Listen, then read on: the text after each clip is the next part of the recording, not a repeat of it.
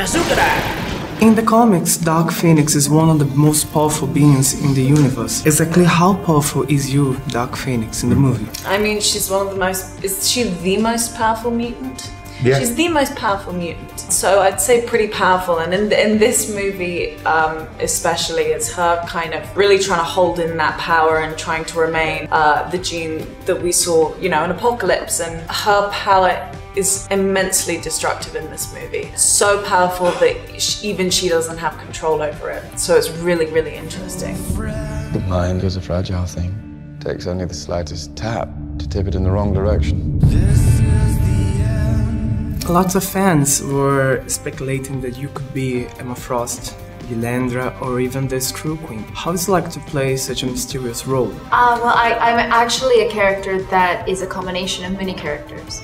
So it's interesting to play something a bit mysterious. I like it. I don't like, you know, as an audience member, I don't like getting spoilers before I go to a movie, so I usually avoid trailers because I don't want to know anything about a film. I want the experience of sitting in the theater and like falling into the movie and not knowing what's going to happen. So I'm excited to play a character that's so mysterious. I'm also excited to play a character that's so powerful. You know, I have a lot of great scenes. I love the scenes that I get to do with Soph, and you know, I kind of take all the X-Men on one by one, and it's great fun. Is she powerful enough to fight Jean?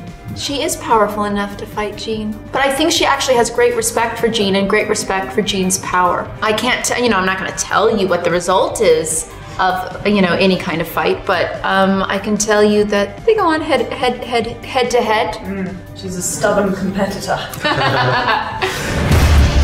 Jean lost control, but she's still our friend. This is your fault, Charles. How's it like to work in a movie about such a beloved comic book? Well, I loved the comic growing up. It was my favorite as a kid, and I never dreamed that I'd never even dreamed I'd see it on screen, let alone be the person that was a part of the process of bringing it to screen. There's a lot of pressure that comes with it, pressure that I put on myself as a fan of the book, not necessarily pressure from the outside world, though I know there's that too. The biggest pressure for me is the 11-year-old kid talking to the 45-year-old man saying don't screw it up. But it's also an extraordinary opportunity. The reason why there's pressure is because the original source material is so great and so rich and so complex, and it's such a great wellspring to draw from. So as a writer, as a filmmaker, as an artist, it's like you're being given all of the colors you could possibly be given as an artist. And you have to choose which ones are the most important and which ones you think will resonate the most with people. And that's the hardest part. The hardest part actually is what to exclude, because, you know, the Dark Phoenix storyline is a saga that's told over many, many issues, and we have 2 hours to tell a story, and I really wanted to focus and hone in on the characters and not tell a sort of superficial everything story. I wanted to tell a really deep and precise, you know, story that let the actors who are so great really play and sink their teeth into something.